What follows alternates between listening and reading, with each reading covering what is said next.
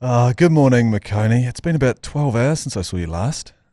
Oh, Mashy, what a time we had. What a time to be alive, to be part of a fashion/soccer show for Auckland FC, unveiling their new playing strip. I mean, the gentrification of grassroots footy here was on fine display last night, wasn't it? At Soul Bar on the Auckland Viaduct. There were billionaires in the room. There was Andrew Vorman from Stuff. There was Michael Burgess from the Herald. Yeah, big I names. saw Bonnie Jensen from TVNZ with a new bob haircut. Yeah. Wow. Apparently, you get a budget over there when you start at TVNZ. She, for those, I mean, this is a real niche chat. She's a friend of ours who used to work at the New Zealand Herald, sports reporter. She's great. People know Bonnie. I think they do, right? Yeah. Yeah, sweet. But she just moved over to TVNZ, and now she got given some money to get some new clothes. And she got given some money to get a new haircut. And when I saw her last night, she did look very different. She did. This feels like Bonnie maybe auditioning for some part in a sort of West Wing, slightly, a political advisor type role. Yeah, you're right. It was a bit for political. Republican side of the, definitely. Yeah, I think that's a good way of putting it. Yeah. Anyway, we were there at Soul Bar, weren't we, for the launch of Auckland FC's new jersey for next year. Did you like it? I actually really thought it was a good idea. It was cool just having, how fashion's weird.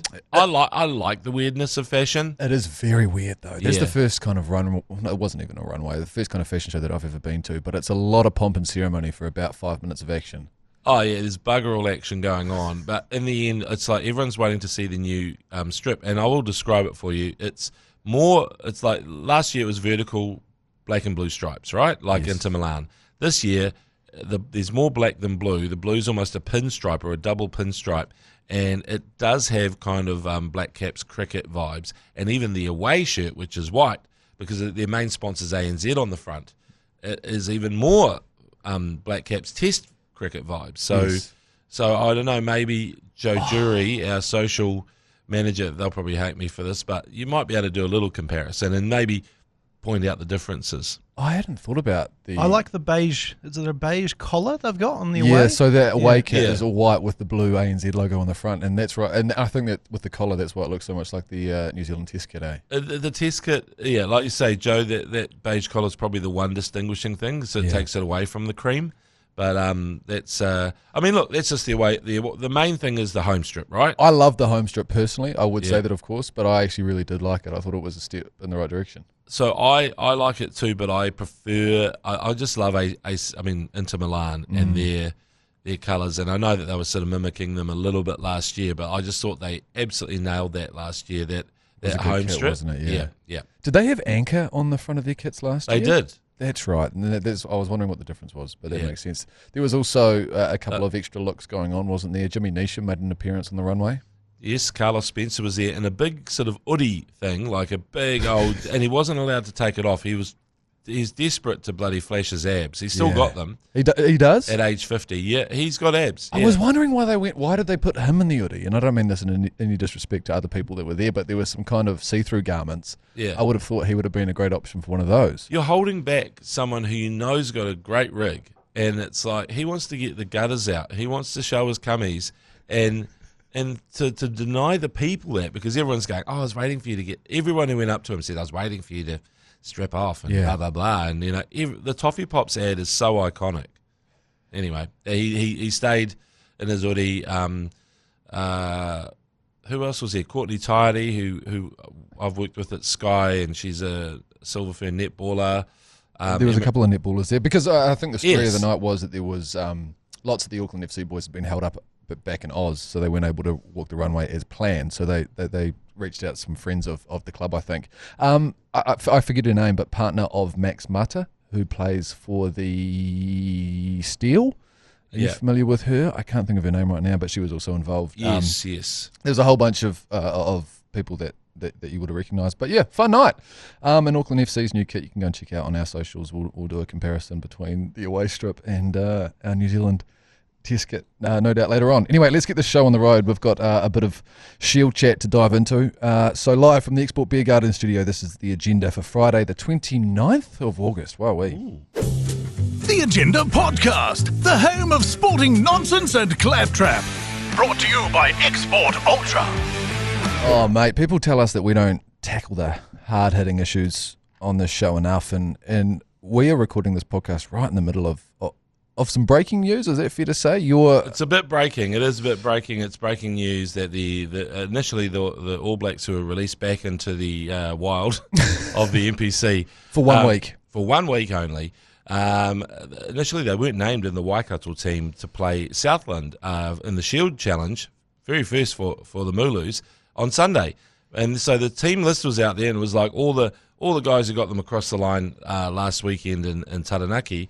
But then, suddenly, today, apparently, we've got 4 All Blacks turning up in the starting lineup. So they will be playing. They are playing that Shield game. My first thought is poor Southland. I'm not sure if they deserve this, because they've got no one. They've got no All Blacks coming back to their squad for the Shield Challenge. It's Sunday at 4:35 in the afternoon. As Joe Jerry said before we started recording, a great time for a Shield Challenge and a great way to end your weekend. But I did witness you making a phone call, and it was actually quite amazing. I've never made a phone call like that before, where you got in touch with a direct source and said, hey, are these people playing? And it was like I was witnessing proper journalism for a moment. It was my past life. It's like, come on, we'll be. But also slightly threw the agenda under the bus just to get it across the line. Like, don't worry about this piece of shit podcast. I believe the words were, "No, this is a piece of shit. No one listens to this piece of shit." And then the phrase was, "Oh, it's a joke," was it? Yeah, I think so. And then you were like, "Oh, no one listens anyway." And she was like, "Oh, in that case, then here's some information." Jokes on the lovely lady from the Waikato. Oh, Waikato, but we will have Ollie Norris, Summer Penny Fairnow, Luke Jacobson, and Anton Leonard-Brown possibly starting, I believe. Although, I think they're away checking that information now. But hey, it was interesting. It looked like there was a bit of an impasse, a Mexican standoff, if you will, between Razor and Ross Filippo, former teammates from the Crusaders. I'd say that they would have overlapped, and it looked like Ross wanted to be loyal to those boys that did the job in New Plymouth. Yeah. So what was Razor's counter to that? Did he just go, no, I just don't? Was that his thoughts on it, do you think? He would have probably said, this is the biggest home test match in New Zealand for 40 or 50 years. Yeah. Can we please get these guys to play? So I'm thinking ALB is an important one for them. Mm-hmm. I'd say that he would. There's every chance he would play centre in a big test like that. Right. Okay. I'm not saying because Proctor's been a little bit or struggled. Yeah. But I still believe in the proctologist. I want him to play long term for the ABs. And then Summer Penny Fairnow has been really bloody good, like in his role, which was mainly sort of off the bench, and he's had almost like a bit of a renaissance mid-season because for the Chiefs he was. He's firing, but then there's a couple of kind of games where, the Blues game and all these sorts of things where everyone's going, oh, he wasn't doing what he should be doing. And I'm like, I can't see that. But that's where the forward, nerds come in and just go, oh, yeah, blah, blah, blah. But, so I think, and then Ollie Norris, Luke Jacobson. Luke Jacobson's been injured for so much of the All Black season. Yeah. Don't think has he played? I can't think of a time that he's played. The only time we've mentioned him is when, of course, friend of the show, Buck Shelford, had a conversation at the front of that New Zealand Foundation, the New Zealand Rugby Foundation lunch, in which he said that that's his favourite number 8. Right. But no, I don't think he's played much rugby this year. But I think of those 4, I think ALB's got the best chance of starting lineup against the Springboks next weekend. How do you feel about players coming back for 1 week only, ahead of, like what you just said, pretty much the biggest home test in 40, 50 years? It just shows how important, how they manage their loads, and I'm talking about their workloads, not their actual loads. Yeah. Well, you've got to manage those. Oh, you should manage it. I mean, maybe, because remember, there have been World Cups, I think, where teams have been banned from having, sexual relations the night before games. So, yeah. You've got to go out there horned up, don't you, really? Well, I don't know. Do you? 'Cause I'm not sure if the science is... The science on it has always confused me. It changes, it flip-flops. It's like how people say, coffee's good for you, and then the next survey, and you hear it on the radio news, you're dying, So where are we at currently if you have if you manage your load? Well, I don't think you should be, masturbating within a few hours of the game. On the team bus. Yeah, you're going to I don't think that, that's not... That, I mean, I think that's frowned upon. Yeah, okay. What about at half-time if you've had a real shock? See, that's an interesting suggestion. A half-time Masty, what would you do? Hey, boys, we're all looking a bit tense out there. Well, maybe, I think that's something on a per case basis. You know, I don't think it's something that you should ask the entire team to do. Yeah, I think that's That's well said. Yeah. Okay. Maybe you're number 10. So where were we? We were going somewhere until you mentioned managing loads, and then Waikato Jojo's eyes Media. pricked I hope up. they're listening. One time they tune in, and it's just managing loads and masturbations. Yeah, but if you manage the loads correctly, I feel like you can get people back to that just enough of game time that you need. You know. Yeah. I felt sorry for Simon Parker last week at the weekend.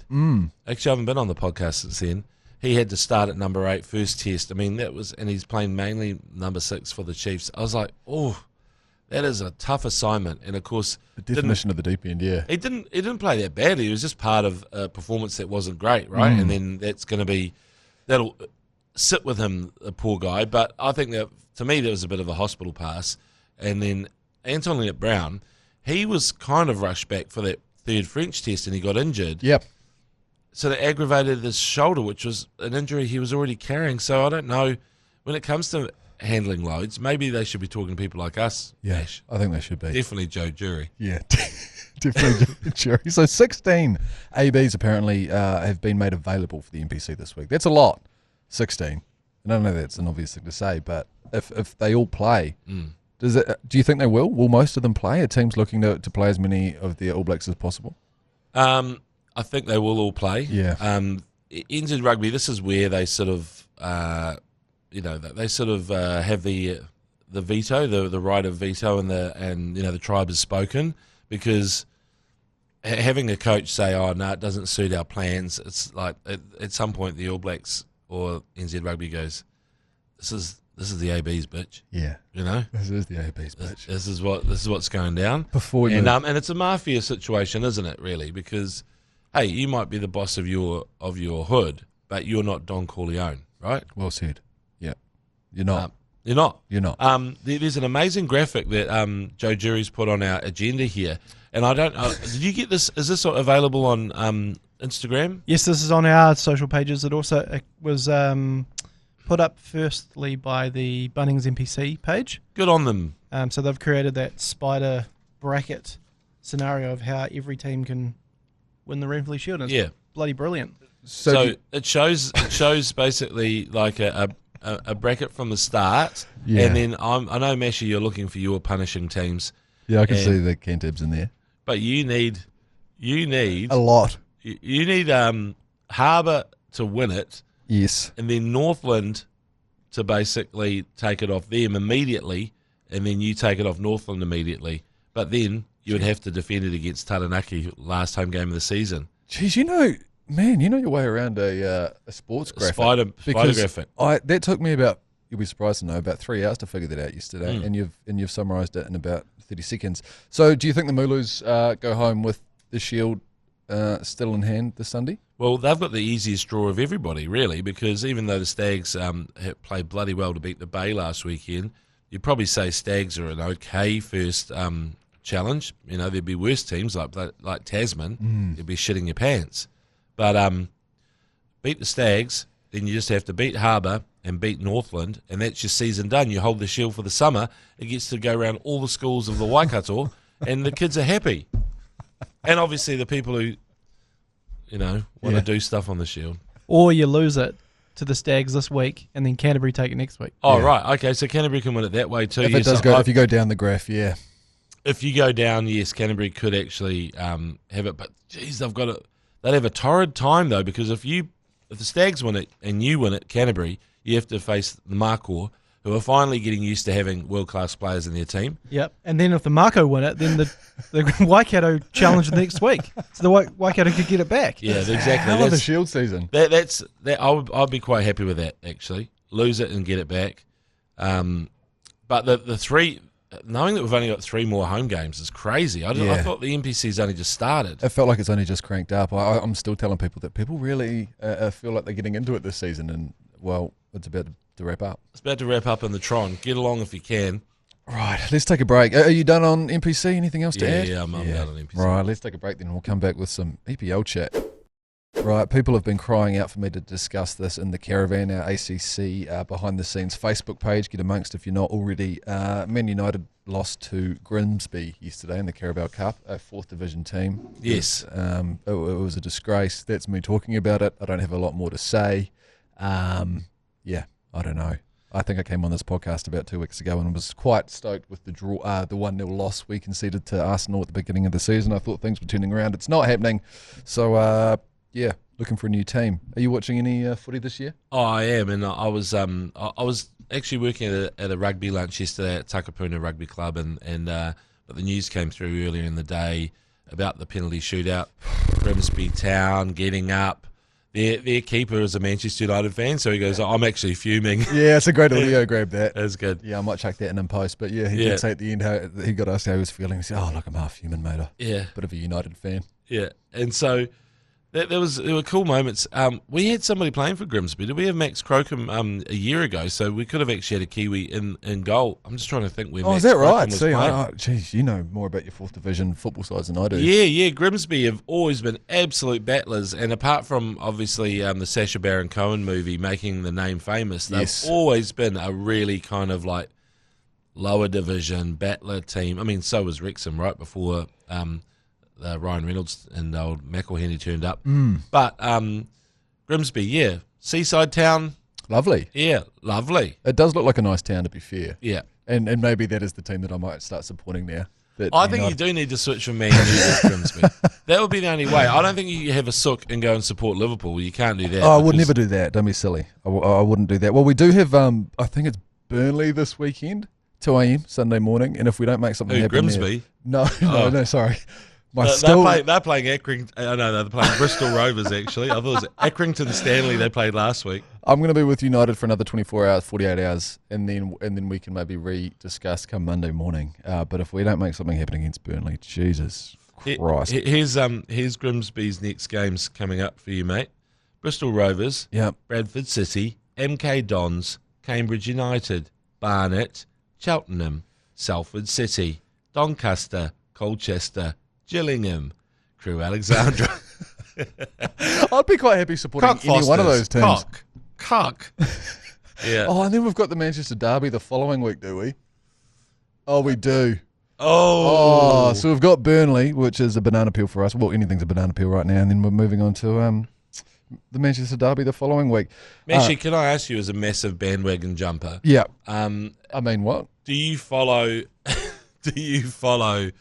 The guy on Instagram who refuses to cut his hair until Manchester United win 5 games in a row? Joe Jerry every morning updates me with what he's posting. I haven't been able to follow him just out of principle and hurt of seeing more kind of anti-Man United stuff coming up on my feed. But Joe Jerry does show me his videos daily. Because he's a white guy with a massive afro, and it looks so good. And I mean, I just want to see how far it can go. Yeah. Because at the moment it's got heft and volume, and it's like we need him to carry on for at least another few months, don't we, Joe? I'm doing something similar. I don't have as much hair on my head as he does. Pubes. But I'm going bush. Okay, So I'm going to kind of keep things until we get a win. Is that 5 wins? 5. Oh, 5 in a row. He's never cutting his fucking hair again. Was there any bush in the fashion show last night at Auckland FC? Good question.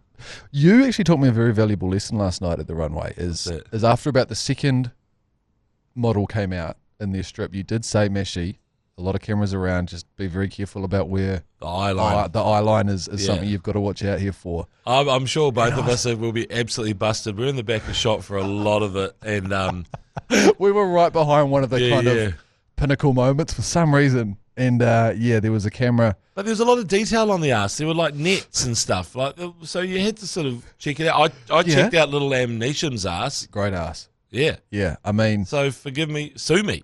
No, that's fair. And what are we supposed to do? We're there to look at fashion. We're gonna be there to look at fashion. But I am nervous to see those professional photos come out, because I did notice a large flash photography camera right kind of in between us and where the models were standing. Yeah. And lovely pair of blue shorts at one stage. Yeah, that's Are you, before we move on, playing fantasy Premier League this year? No, I'm not. I did last year, but everyone at Crowd Goes Wild dropped their bundle and stopped updating their team. Yep. Storm always has Areola in goal. That's her little like ha ha ha. Yep. And so she she actually did quite well. Though he was the West Ham keeper, the Areola. Yeah. And then and she had we all had Haaland. Everyone had Haaland and Salah. I actually think this year is slightly better because there's the Haaland-Salah sort of debate. Which one do you go with? Can you afford both and just have a whole other team of battlers? But now that Cole Palmer has emerged as I know he's been injured, but he's going to be a force. There's a few other guys around the league now that you'd say, that are must-haves, and that's what it needs, because it's not like fantasy NBA where there's only one person can have Steph Curry or LeBron or whatever. Yeah. This is everybody's kind of got the same players. This is the first time I've played it this year, and I'm having a good time. I mean, the first week I couldn't even figure out how to change formation, or I didn't realise that there was such thing as a captain or things like that because I've only ever played fantasy NBA before. Really? But now, 2 weeks in, I'm starting to slowly get a hang of it. But geez, it's tough. I've gone Palmer and Salah, and then I've got Gyökeres and Watkins up top. I don't know what I'm doing, so any help would be appreciated. But we do have Gyökeres, is that the Arsenal the new boy? Yeah. Which makes sense. I mean, I had Bukayo Saka, and he was exceptional last year. Got on the Cole Palmer train pretty early, captained him, Yep. There are a couple of closeted EPL fans as well that listen to this podcast. We've got a bit of a fantasy league running here on the ACC. There's about 50 of us, and 37 of us involved, actually, to be exact. Yeah. So get in touch if you do want to be a part of the ACC Sunday League. Of course, if you're running fantasy, you can just join a league at any stage, and your points will automatically be updated. But we'd love to have you. I'm currently sitting 35th. Chris Wood? You got Wood? I don't have Wood. A lot of people have gone with Wood, though, and I can understand why you'd want Wood. Effective. Yeah, it is. Clinical. It is. Yeah, pretty cool player. So I think Chris Wood is, I don't know how much of a bargain he is. He might be up around the 9 million now. Well, I mean, if he's going to score 2 goals every week, then he might. I haven't checked on Wood. Do you know what? I think I played the season before. I reckon it's how long ago we played, because that might have been when the EPL came back to Sky. Yeah, Haaland's first season back. Yeah. And I remember, because I think Salah had a fairly sort of quiet-ish season. Yep. And then this one just gone. He had a stonker last year. Yeah, and so did Chris Wood. So if you had Salah and Wood in your team last year, been laughing. Rightio, let's move on then to some Super Rugby. Have you seen the updates that they've made to the finals, James McOnie? So a couple of weird updates, not maybe what you were after. I can't exactly remember where you stood on it, but there was that weird lucky loser thing last year, right? Yeah, no, the lucky loser thing was silly because they adjusted selections because of it. Yeah. They tried to say the right thing, which is we're treating this as a knockout game. Well, it's not really. I mean, let's be honest. And it was actually a real shame that it needed to. They needed to really pull finger. It cost us a home final, I think, didn't it? It cost you guys, yeah. Joe, do you want to turn your mic on for a moment? You were explaining this quite well this morning because that's right. That lost them a home final last year. Only if the Crusaders made the final. So if anyone else made the final, you would have had the home final. But this year, that's different. Oh, so if the Crusaders made the final, we still would have had to travel down. Yes. Okay. Yep. Right. But this year they have, instead of you just going down one seed, you now go to the bottom. So if you are the Chiefs like you were this year, finish top, we would have to go over to Canberra. Yeah. Yep. For the semi, which is a bit of a shitter. But does that make more sense? Yeah, it's better. I think you, having a player a lucky loser thing. It's still a lucky loser though. So you still. I don't believe in the lucky loser. No, just give the 1 and 2 the week off. The bye. But then we haven't considered just having a top 4. I suppose you need more teams in the finals than just 4, don't you? They want 3 weeks of playoffs, I think. Right. Yeah. Okay. Well, that's the update. To put it into a sentence, it's not what you wanted. Yeah. The playoffs will now drop. The lucky loser of the first round of the playoffs will now drop to 4th seed rather than just one seeding position. Yes. That's how it's going to change in a sentence. What that looks like, I'm not 100% sure. So I mean, look, the Chiefs. I could see the wheels coming off the Chiefs' season last year. Interesting. Okay. Was it the loss that we were in here? I think Joe Jury. It was the loss to the Hurricanes. So we went down there, and I think the Chiefs might have gone ahead, and the Hurricanes pretty much scored tries. Storm back. Balin Sullivan was on fire. Yeah. And then everything about that game they controlled. So I looked at it and thought, well, the Chiefs aren't necessarily this alpha team you think they are currently. They were just like still trying to work out how to win in different ways. And last year when we surprised them or the year before, in the Cape Tin, that was all down to Wallace Satiti having an absolute blinder. Stonker, yeah. He had just a freaking blinder.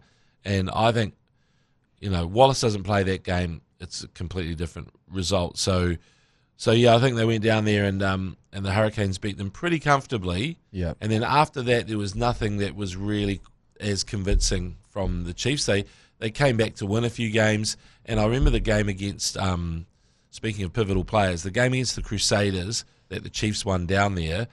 We were commentating, and when Will Jordan went off in the 30th minute, was that the one that turned around at halftime? Well, pretty much the moment that Will Jordan went off. Will Jordan went off, and it was all good. Like, you just don't have the best player in the world out there. Yeah, and so sweet. And then keep in mind that he's pretty much what has won us the final last year as well. Yeah, at that level, Will Jordan is bloody untouchable. Right. So anyway, that's all we're talking about. The Chiefs. They'll be all right next year. I don't want to talk about... Are you okay? Are you all right? You just talked yourself let's into go back to Man U. Let's go back to Man U. Okay, let's move on to the Waz. How about that? Hell, why do we have to talk about Super Rugby all the time? Why is it such an important competition? It's not even news. It's August. The Waz then. Let's move on to the Waz. They're about to make top four. Well, I hope they're about to make top four. They've got the Parramatta Eels this evening. And if they win, it pretty much solidifies them in the top four. How do you feel about that, McOnie? The Waz. Well, how do you feel about the Waz? I don't know. I'm not a massive leaguey. People will be surprised to know that, but I'm excited about the fact that we're getting there. What I was saying to Manai yesterday on the show was I feel like the Waz are in a great place, but the Waz fandom are the quietest I've been in the last 3 or 4 years. And is it because they're a little bit nervous, or is it because they're confident and they feel like it's not a time of pressure right now? I think the Waz are probably the most unconvincing top four team in the history of the NRL. Well, there's allegations going around that the Panthers have replaced 16 members of their squad just so they could tank this fixture and then end up versing us in their first finals match. Yeah, they did. We just saw it last night against the Canterbury Bulldogs. So, they had all these people who are just like random guys. Like I think the sponsorship guy from Oak Flavoured Milk was playing. Oh, that's nice for him. Yeah, it was actually pretty cool. Like, it's like, so a dream come true. And so having the Oak Flavoured Milk, I reckon the Bulldogs are going to get spanked. So I think all I'm saying about the Warriors being the most unconvincing top four, they've been a worthy top 8 team. Yep. But if you look at their points for and against, it's pretty low. The lowest of the top 4 by miles, maybe the lowest of the top 8. And so they've just been squeaking past teams, and they've had I'd say a pretty good season, but you wouldn't say, man, this is a top 4 team and filled with confidence. But I think it shows how great the team are in terms of their connection and I don't want to say connection, but they are pretty together. Like when you see Roger Tuivasa-Sheck last week at the weekend running 247 yards, 82 post-contact meters. Sorry, let's go back to meters. And then him saying, we've got real pride in this left edge. I love hearing about those teams within teams, you know? Yeah. And I met Roger when he came into Sky earlier in the year to be on the old League Lounge with Sean Johnson, and I was asking him about where do you actually really want to play? Because, everyone thinks you should be our fullback, blah, blah, blah. And he goes, I just said to Webby, you tell me where you want me to play, and I'll commit to that position and give it 100, and that's going to be all I'll do this entire season. And I thought, what a fucking good bastard. Yeah. Total pro, eh? He seems like a total pro. Every time I hear him speak, he seems like such a G. He is. And so he just said, yeah, that's cool. And so when he told me it's the wing, he goes, sweet. Happy days. And that's me.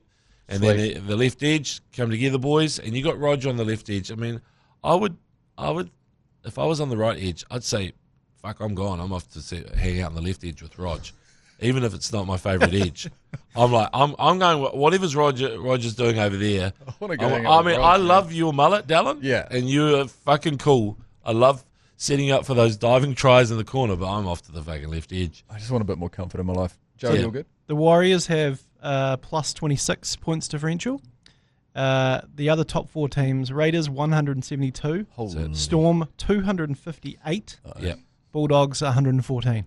There we go. There's some analysis. So there we go. That's I hadn't had a look at the table, but that was I knew from the week before where it was only plus 12.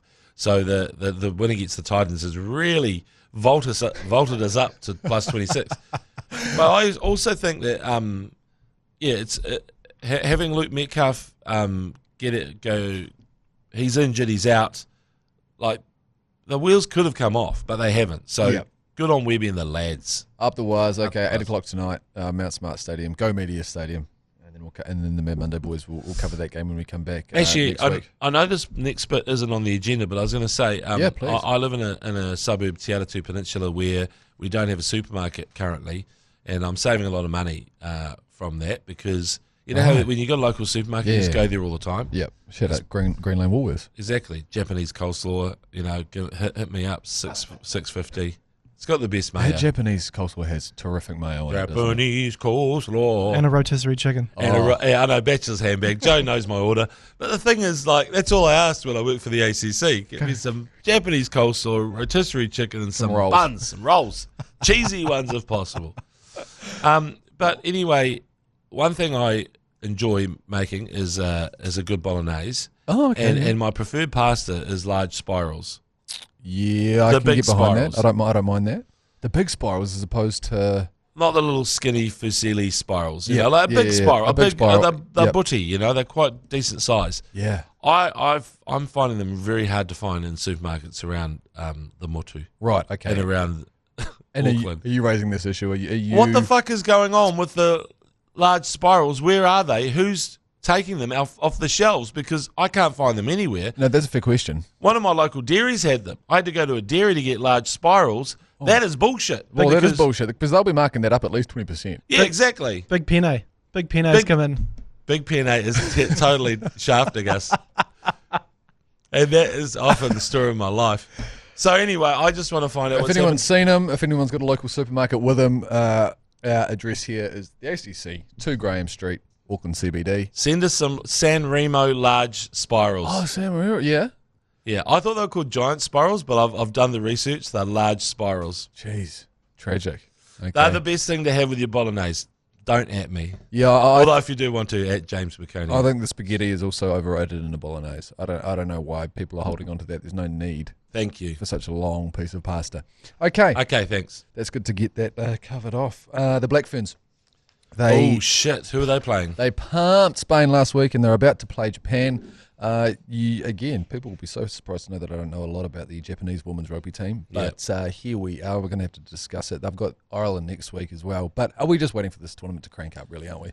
We're impatient. It's a hurry up and wait situation. I'm a bit, exactly. Can we play England, man? Honestly, wow, they look so good. And Canada, obviously, they're the ones who knocked us down the rankings. So, yeah, we need it to get to knockout time, don't we? Or just even playing a big team in pool play is exciting as well. Yeah, we don't even really have a stronger side in pool play. Do you know what the Irish women are like at rugby? Yeah, they're not like those other ones. Yeah, those teams we just mentioned. Yeah, I'm trying to think. Aussie will think they've got a chance, but I'm not sure at this level. England are just such an alpha team, eh? They are. They've got an aura about them that is something that I am slightly jealous of. I know that there's slow-mos I'm seeing on social media. The slow-mos with Ellie cool down with her hair. The fuck out on the slow-mos, England social media. That mane of hair, the curly hair, it's bigger than the Man United fan afro. Ellie Kildun, the England fullback. Does anyone ask She's poetry in motion, that woman. She can play every style, and she's as fast as anyone on the pitch. Yep. So I want to see her and Portia just pretty much battle. And, I mean, I know they play different positions, but, hey, Ellie Kildun is the one that you need to... Is that too much to ask for? Yeah, I agree. Yes. Okay, we mentioned it before, the ACC Caravan. It's a Facebook page for all things behind the scenes here at the ACC. Get amongst... Just search the Caravan on Facebook, and there's a whole bunch of discussions going on. If you're looking for someone to, I don't know, watch a game with that's not beside you on the couch necessarily, that's also the place to go. We post a bit of a feed for you to discuss live games and stuff like that, and it's good to have a couple of like-minded people you can talk to about that. Just text Caravan to 3236 if you can't be asked. Searching for the Caravan on Facebook, and that'll get you to the right place as well. Anyway, let's take a break now and come back with a couple of yours pleasers. Yours, please. Brought to you by Export Ultra. Oh, it's that time of the show where you get to commit a couple of drive-bys on us here at the ACC. You can push that microphone button on your iHeartradio app and send us a 30-second message, or a 60-second if you want to do it in 2 parts. But as I said yesterday, no 3 parts, please, McOnie. Okay, no 3-parters. All right. Okay, first one then. Yours, please. Hey guys, Manai here. Just thought I'd send you in a joke for your Friday morning. Yeah. What's got a tiny dick and hangs down? Okay, right. A bat. What's got a huge dick and hangs up?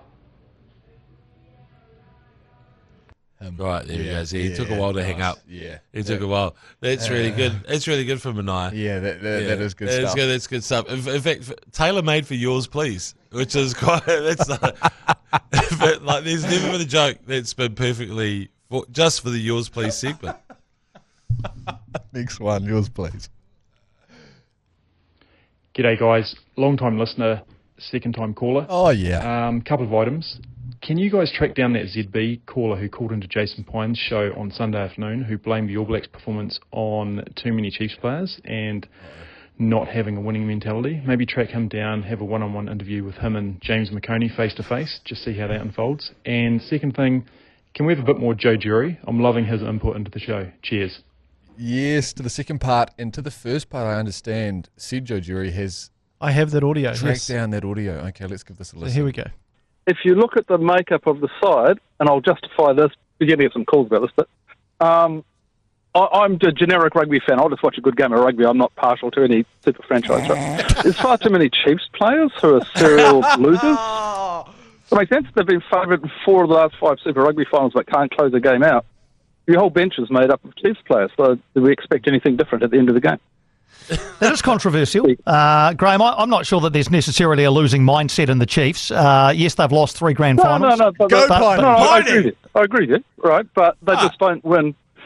They can't get across the line in big games. So, when you bring on an Antonio Brown play, but Quinn Tapia and Damien McKenzie, these guys have been around a long time, the Chiefs, but they can't close out a big game. It's an interesting viewpoint.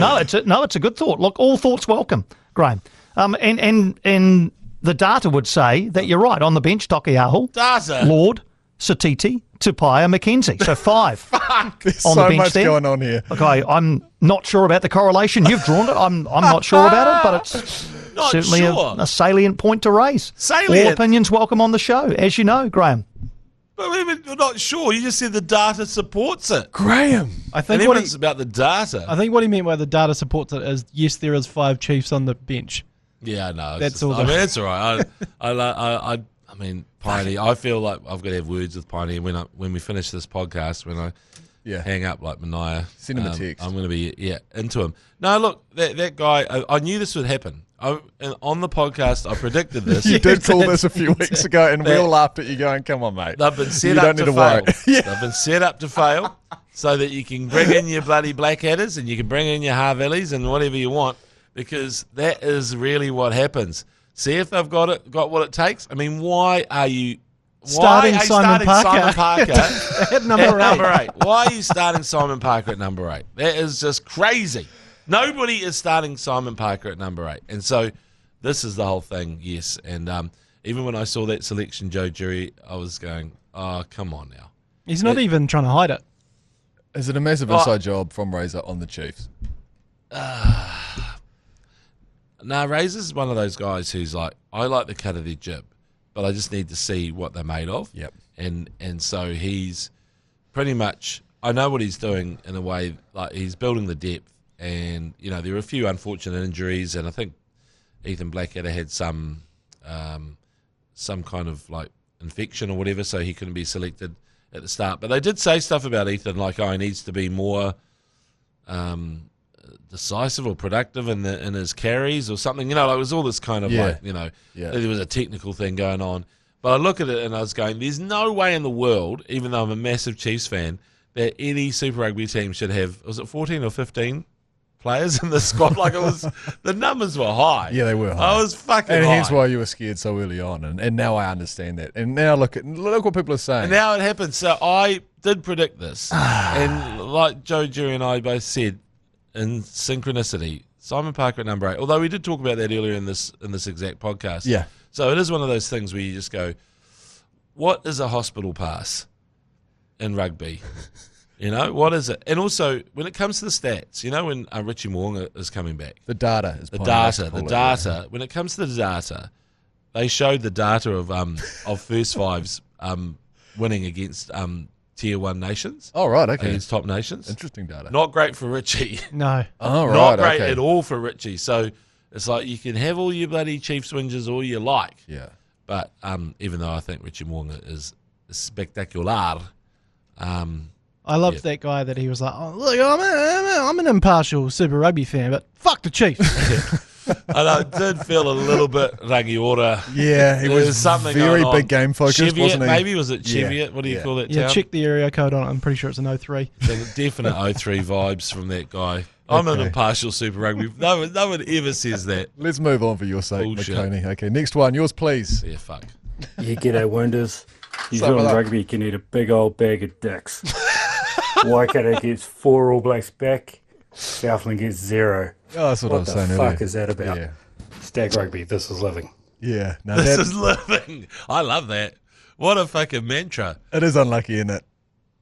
We should put that audio up on the ACC socials and just show maybe a video of that Stags guy who's chugging a beer. Have you seen that one that's Yes, yeah. He smashes it into his head. And it starts and then chugs it. And then chugs it.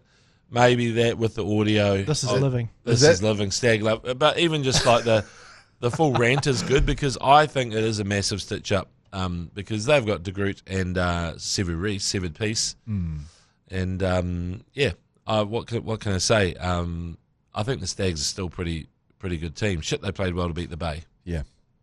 One thing I just want to say about our ACC commentary. I'm not talking about myself here, Mashi, or yourself. No, not you. Oh, thank God. I was talking about our main callers, Manai Stewart and G Lane. Right, yep. They're actually really good rugby commentators, like main callers. That's not the way I thought it was going to go.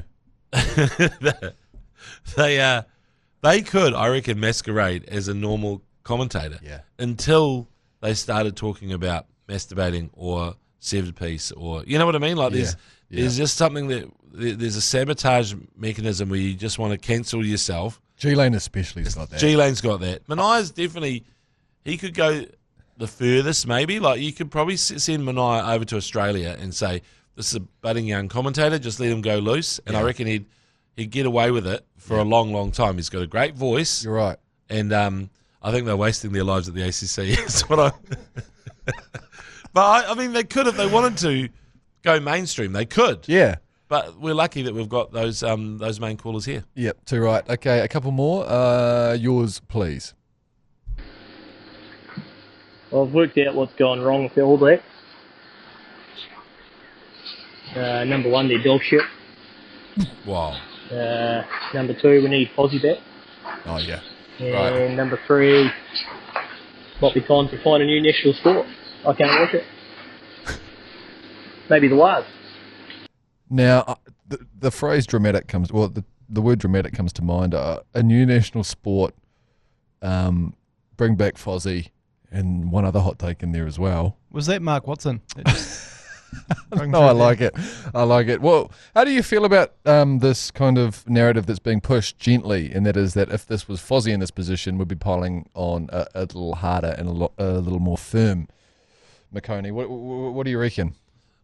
What's that about the Fozzie thing? The bring back Fozzie thing, and how there's a subset of All Blacks fans going, geez, we were really piling in on Fozzie when he was having similar results to what Razor currently is. So I feel like we've had, did we get some texts about bring back Fozzie at the weekend? I think there were a few. Yes, we did. Yeah, there was a couple. Okay, right.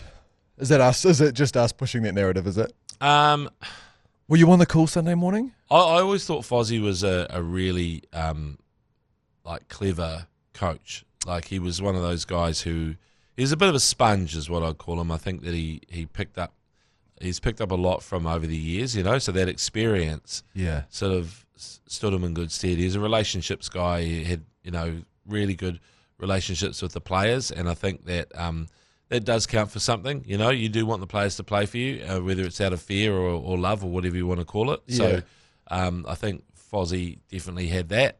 And then by adding Joe Schmidt and Jason Ryan, sort of transformed the whole coaching group. So, and I feel bad because I don't think it was necessarily that old Plums, was it Plumtree and Brad Moore? I'm not saying they were bad coaches. It was just that the team just elevated with the new blood and the new voices, whatever it is, what you want to call it. Yep. And clearly Joe Schmidt is a massive freaking professor nerd of rugby. That helped. So it's not all just it's not all down to Fozzie, but I still think that fucking World Cup, we should have won that in 2023. Yeah. But then France will be the most pissed off because they were the best team there and they got knocked out in the quarters. So, you know. I'm not going to ask for you to necessarily take an opinion on it, but I saw Kyle Mills, of all people, piling in this week on a competitor's show saying that this coaching staff that we currently have actually got no credentials and a very short CV. Did he say that? Kyle Mills off the long run-up. Yeah. Did he ever come off the long run-up? No. Not in my experience. It was the short run-up. He was running the indoor cricket run-up on a... He did, didn't he? Yeah. The 120, 123, 128. He's a bloody good... Actually, I've seen him come off the long run-up once, and that was against Jeremy Wells after Jeremy Wells put him over top point for 3 fours in a row. The long run-up did come out after that.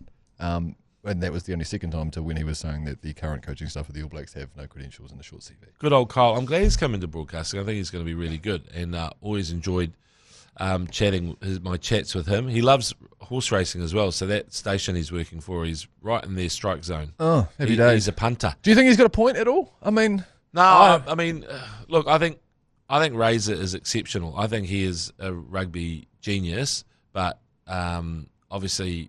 it's hard to get all the moving parts to work really well. Yeah. I thought the one thing about that last coaching group is you had just a few, you know, like you had a good cop, you had a bad cop, you had the guy who was just the supportive guy with a bit of All Blacks DNA. That was Scott McLeod. You know what I mean? Like so, and he was actually quite a fun guy as well. So you know, you need someone who's a little bit of a joker sort of thing in the pack. You can't just all be Harry hard out rugby all the time. So I can't even think of all the coaches. There's several of them, but there's nothing wrong with them. I just think that maybe it's hard to get all the moving parts to work perfectly, and Test rugby just sort of reveals all little sorts of kinks and chinks in the armour, like the high ball reception stuff. You know, like now that's going to. You imagine what South Africa are going to do at Eden Park. It's bombs away. It is going to be a game of force back. Yeah. It's going to be frickin' box kicks galore, blah, blah, blah. Like watching tennis. I've got total faith in Razor because he kind of understands the game on a really different level, which is like You saying that gives me faith in Razor, genuinely. Because even when we went a little bit more conservative, it's like he knows the game is moving that way at the moment. You can kind of see it. He gets it. He gets it. And he knows that probably at the moment we're not built for the absolute razzle dazzle right now. And I reckon if we had played it even more conservative at the weekend, we probably would have got the win. Could have made something happen. Yeah, got a result out of that. Okay. Yeah. Okay, Anyway. well, there you go. Suck on that, Millsy. 2 more to get through. Yours, please. Here's one for you, Mashy. Oh, shit. If you're a black cat and you could take as many poles as you like, but for every 100 wickets, it meant an inch would come off your downstairs. Yeah. How many inches would you give up? Like, would you give up 1 inch for 100 wickets, or would you give up 8 inches to be the greatest of all time, but it meant the snake would go well inside the cave? Yeah. Let me know. No, that's lots of love to chew, like. That's a fantastic question. You're asking me now at the age of 25, I'd be open to losing all inches. I'd be looking at closing in on. Go for full eunuch? Yeah. Can you only take as many wickets as how long your downstairs is currently, though? You know what I mean? Like, because am I maxing out at 400 wickets? You can't go into debt, I think. No, well, yeah. That's a better way of putting it. Can you go into debt? Yeah, no, I'd be open to losing my entire downstairs if I was to lose an inch for every 100 wickets that I took. I think if you asked me that question, I don't know, 3 or 4 years ago, it would have been a very different answer. I would have been quite happy never taking a test wicket again. I'd take the Hundy. Yep. For the inch, just to go ahead of Simon Dool and Dion Nash.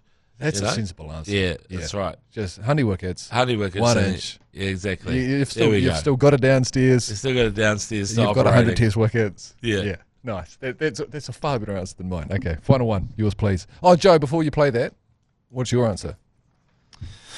Well, I mean, I'd probably take 800 good wickets for you, and then brother. still have about 12 inches. Yeah, okay. You go for 900 maybe just to make sure of it. Yours, please. So if another Murley comes along. One of the most loyal Southern Stags fans here, and boy oh boy have I got some words for Maniah Stewart.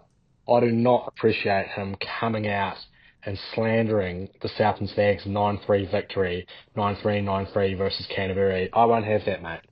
Not for a moment. May I remind you that the Southern Stags held the Ranfurly Shield for almost 9 years, mate. You may. From 1938 to 1947.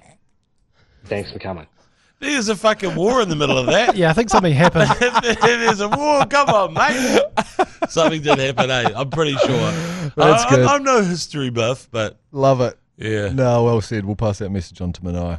It was a great Shield tenure, that one. Obviously, one of the greats.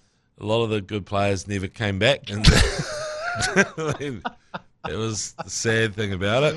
Fucking hell. Okay, good. Before we wrap this up, anything else to add?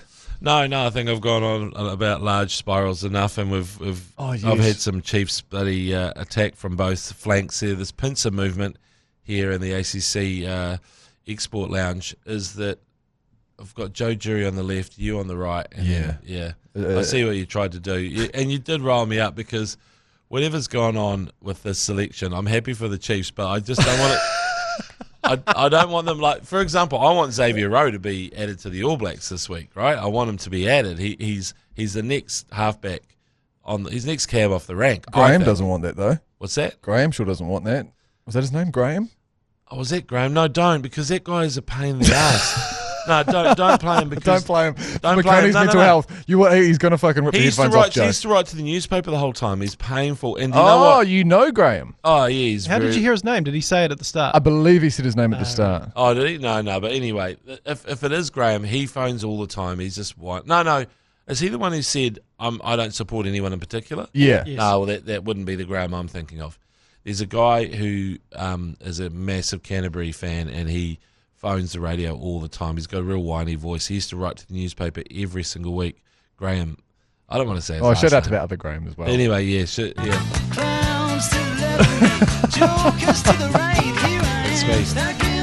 It's quick on the buttons, Joe Jury. All right, see you next week. Love you. Fuck you.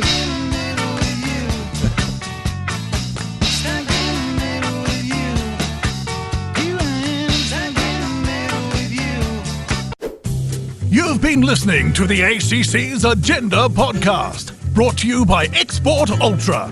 For more episodes, like and follow on iHeartradio or wherever you get your podcasts.